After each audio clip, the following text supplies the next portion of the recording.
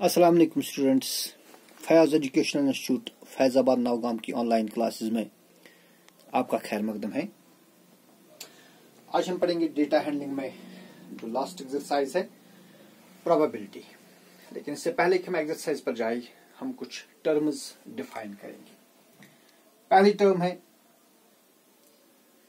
Outcome. देखिए बेटा, जब भी हम कोई एक्सपेरिमेंट करते हैं, एक्सपेरिमेंट हमें कोई रिजल्ट देता है, ठीक है ना। जैसे साइंस में भी आप कोई एक्सपेरिमेंट करते हैं तो वहां से जो रिजल्ट मिलता है that result is called outcome.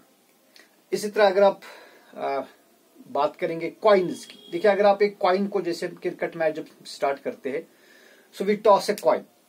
जब हम कॉइन को टॉस करते हैं वहां या तो हेड निकलता है या टेल निकलता है। तो ये जो हेड निकला, ये टेल निकला, जो दो पॉसिबिलिटीज है they are the outcomes of tossing a coin. या अगर आप बात करेंगे, हमारे पास एक डाइस होता है, उसके 6 साइड्स होते हैं। अगर हम उसको टॉस करेंगे तो वहां क्या निकल सकता है, या तो 1 निकलेगा वहां से, या तो 2 निकलेगा, या 3 निकलेगा, या 4, या 5, या 6 निकलेगा। These results which we get out from an experiment, they are called the outcome. So the possible result of an experiment is called an outcome. So we define outcome when we perform any experiment.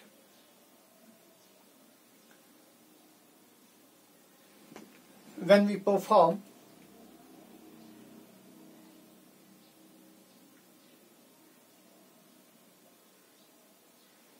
any experiment,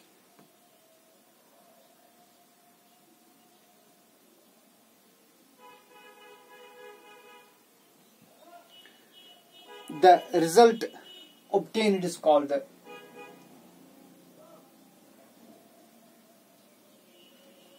the result obtained is called an outcome. देखिए, for example, if we toss a coin, if we toss a coin, एक सिक्का आप उछालेंगे तो वहां जो outcomes होंगे, the outcomes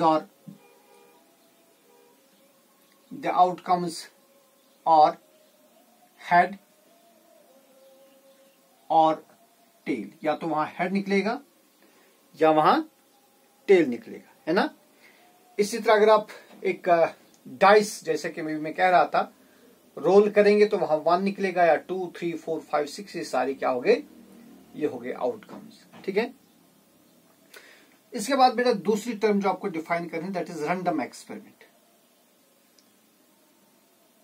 random experiment, देखिए random experiment क्या हो गया। रैंडम एक्सपेरिमेंट, हम उस एक्सपेरिमेंट को बोलते हैं जिसमें सारे जो आउटकम्स है वो हमें पहले से ही मालूम होंगे, but exactly what the outcome is not known.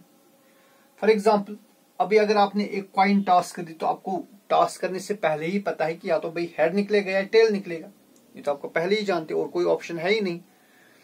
इसी तरह अगर आपने एक डाइस को रोल किया तो आपको मालूम है या तो 1 निकलेगा, या 2 निकलेगा, या 3, या 4, या 5, या 6, तो इन 6 नंबर्स में से कोई एक नंबर तो निकलेगा। लेकिन कौन सा नंबर निकलेगा, क्या ये टास्क करने से पहले आप बता सकते हैं? नहीं बता सकते। So such an experiment is called a random experiment. So an experiment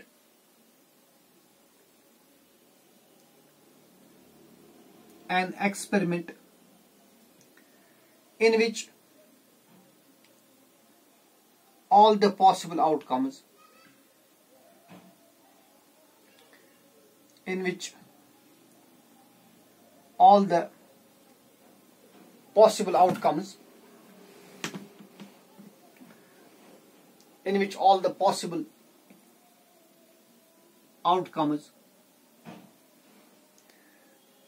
are known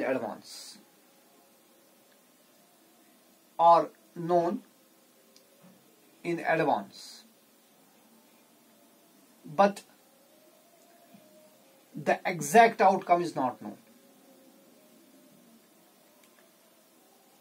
but the exact outcome is not known. तो पॉसिबल आउटकम्स आपको पहले से पता है, लेकिन एग्जैक्ट आउटकम आप नहीं जानते। जैसे मैंने कहा, अगर आप कॉइन को टॉस करेंगे तो आपको पहले से मालूम है या तो हेड निकलेगा या टेल निकलेगा, लेकिन टॉस करने से पहले हम नहीं बता सकते एग्जैक्टली क्या निकलेगा, हेड निकलेगा या टेल निकलेगा, या एग्जैक्टली नहीं बता सकते। ठीक है जी, शाबाश। इसके बाद हम डिफाइन करेंगे sample space. Sample space, let me check first, ये वीडियो आ रहा है जी। सैंपल स्पेस जी बेटा, तो सैंपल स्पेस हम कहते थे set of all possible outcomes is called as sample space. The set of all possible outcomes is called a sample space। अगर हम सारे आउटकम्स का सेट बनाएंगे, सेट आप इंशाल्लाह आगे पढ़ेंगे क्या होता है, तो अगर हम सारे आउटकम्स का सेट बनाएंगे तो वहां क्या बनेगा, that is called sample space. For example, sample space of sample space of tossing a dice।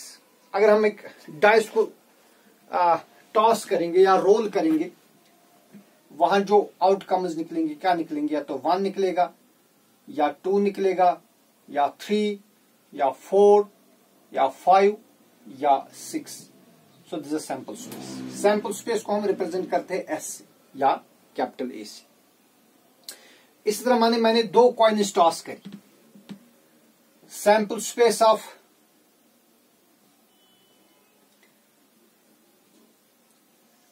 Tossing 2 coins.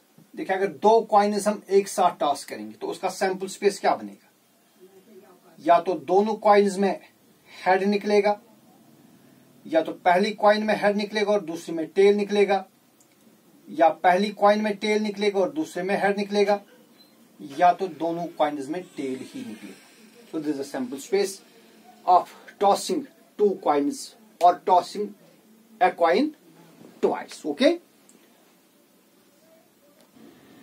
देखिए बेटा, इसी तरह हम एक और टर्म डिफाइन करेंगे, that is event.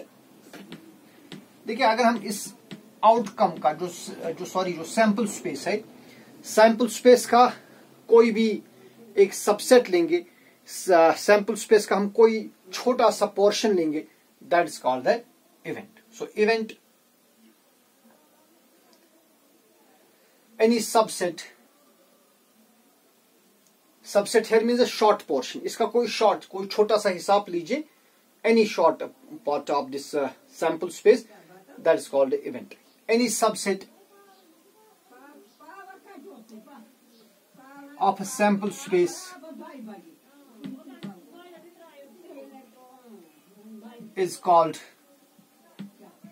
an event। और इवेंट को हम रिप्रेजेंट करते हैं ई से। और लास्टली हम देखेंगे probability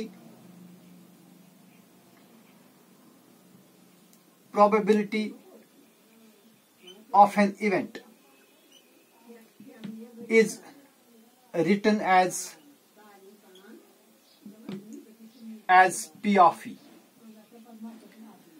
P of E means probability of event, and it is equal to number of favorable outcomes to E, number of favorable outcomes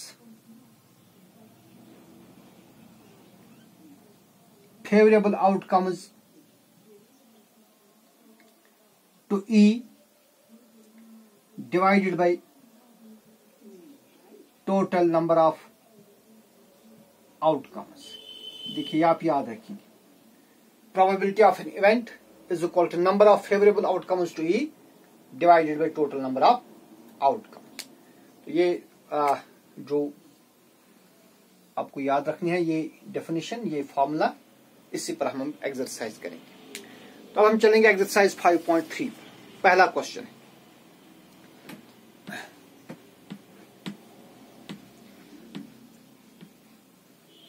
exercise 5.3 में पहला क्वेश्चन है, list the outcomes you can see in the experiment. देखिए भाई, यहां पर एक wheel है, एक स्पिनिंग व्हील है, और इस स्पिनिंग व्हील में इस तरह के कुछ हिस्से हुए हैं,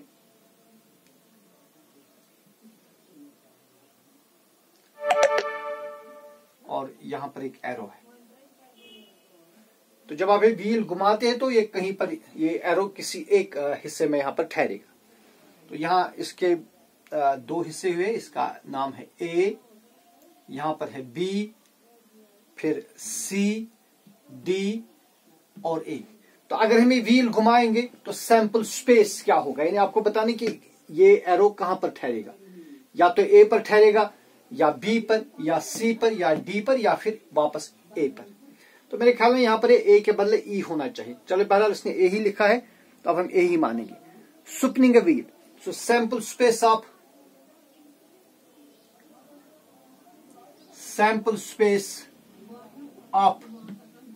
spinning a wheel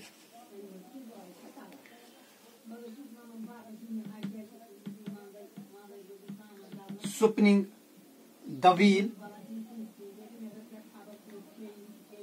is S is equal to, देखिए बेटा, या तो A निकलेगा, या तो ये एरो A पर रुकेगा, या ये B पर रुकेगा, या तो C पर रुकेगा, या D पर रुकेगा, या फिर वापस A पर रुकेगा। क्योंकि एक सैंपल स्पेस में एक एलिमेंट रिपीट नहीं होता है, एक ही एलिमेंट दो बार नहीं आ सकता।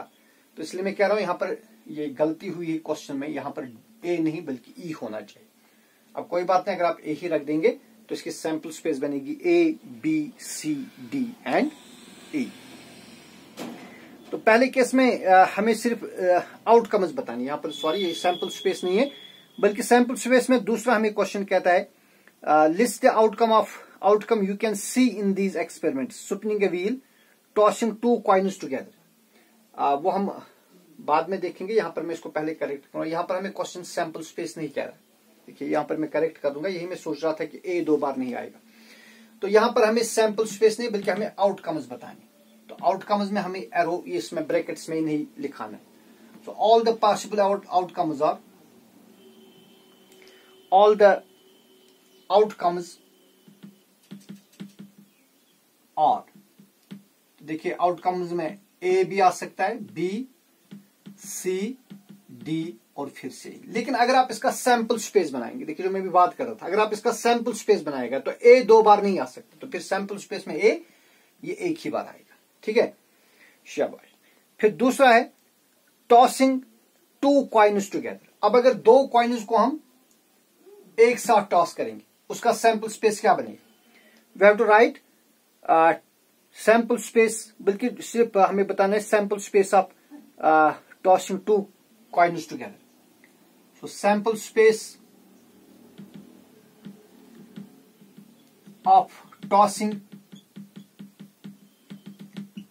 two coins together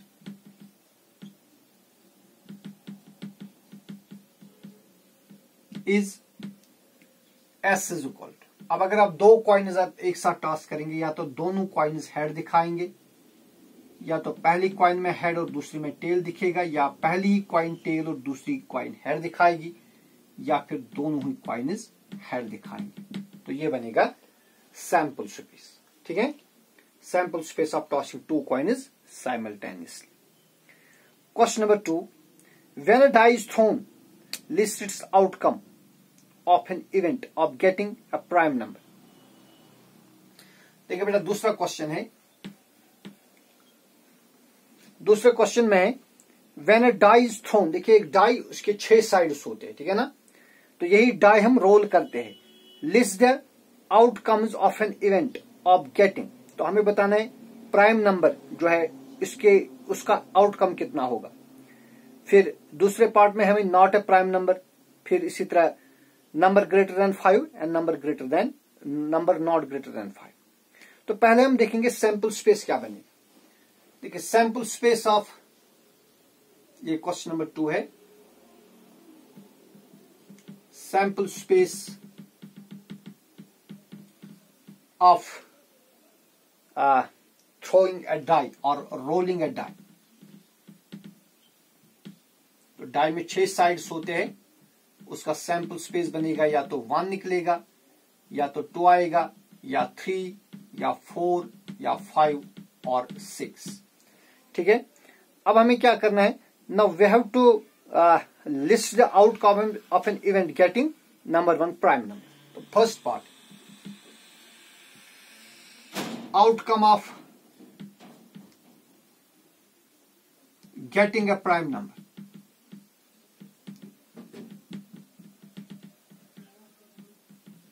prime number, देखिए बेटा प्राइम नंबर्स आपको मालूम है ऐसे नंबर्स को बोलते हैं जिनमें 2 ही फैक्टर्स होते हैं, which is divisible by 1 and the number itself.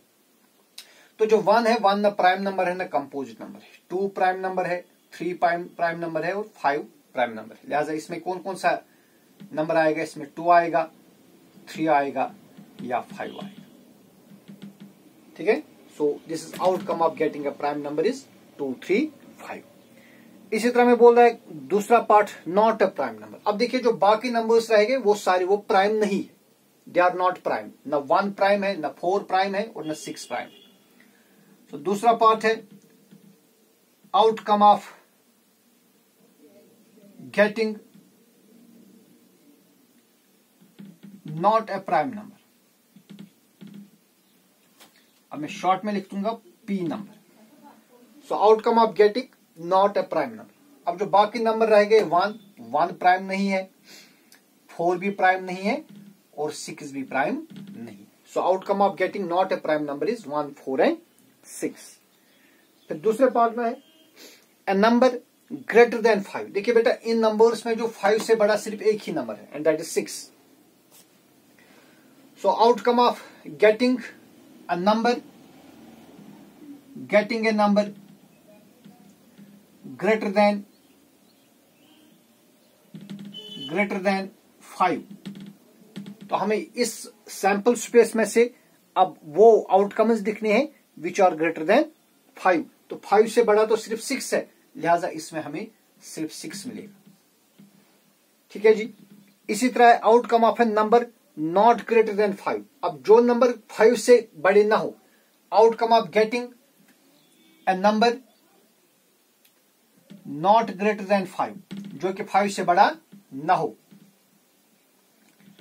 Not greater than 5। अब देखिए सैंपल स्पेस में कौन से नंबर जो 5 से बड़े नहीं, 1, 2, 3 और 4 ऐसे नंबर है जो 5 से बड़े नहीं है।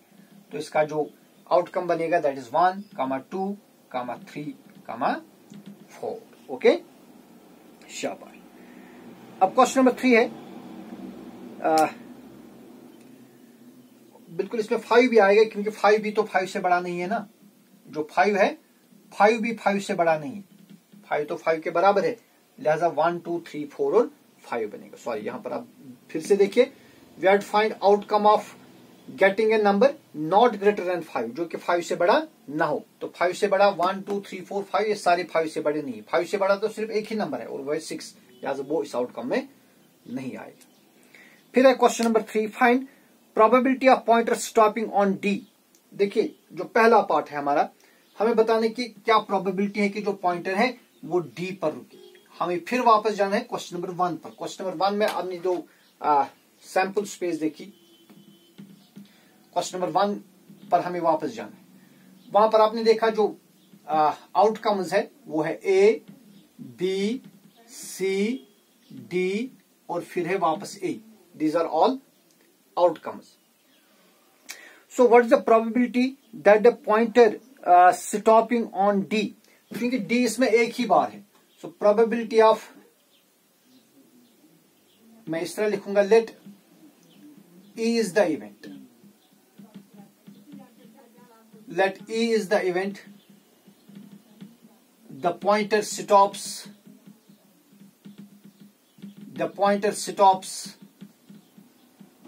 at D, then probability of D is equal to number of favourable outcomes to D. यानी बेटा इस सैंपल स्पेस में डी एक ही बार है ना, और जो टोटल आउटकम्स है वो है 1 2 3 4 and 5। So probability of D is 1 by not probability of D but probability of E, where E is the event that the pointer stops at D, hence probability of E is 1 by 5. Okay, इसी तरह दूसरा है probability of getting an ace from well shuffled deck of 52 playing cards। देखिए बेटा playing cards आपको मालूम होंगे, cards जिनको हम ताश बोलते हैं, वो 52 कार्ड्स होते हैं। उन 52 कार्ड्स में 26 कार्ड्स ब्लैक कलर के होते हैं और 26 कार्ड्स रेड कलर के होते हैं। ठीक है जी। फिर 26 ब्लैक कलर्स जो है ये डिवाइड किए गए होते हैं इनटू स्पेड्स। स्पेड इस तरह होता है और फिर इसमें होते हैं क्लब्स, वो इस तरह होते हैं, इस तरह क्लब होते हैं। और इसी तरह जो रेड कार्ड है वो डिवाइड किए गए होते हैं 13, इसमें होते हैं डायमंड्स, डायमंड इस तरह के होते हैं, और 13 होते हैं हार्ट्स, इस तरह के कार्ड होते हैं। तो जो हर एक ये है जो 13 के जो कॉम्बिनेशन है, हर 13 की कॉम्बिनेशन में होते हैं एस, एक एस होती है, हर एक कॉम्बिनेशन में एक एस होती है। तो ये जो इस तरह के कार्ड्स होते हैं इसमें एक एस होती है, इसमें भी एक एस होती है, इसमें भी एक एस, और इसमें भी एक एस होती है। ठीक है, जिसको शायद कश्मीर में यक बोलते हैं। ठीक है, तो इन्हीं 52 कार्ड्स में से, प्लेइंग 52 कार्ड्स है, इनमें से हमने एक कार्ड निकालना है। So what is the probability that the card drawn is an S card. देखिए बेटा चूंकि इसमें एसेस 4 होते हैं, ठीक है ना, तो फिर जो probability of getting an S is 4 by 52। तो हम इस तरह लिखेंगे, late E is the event of getting an ace, then probability of E is number of favorable outcomes,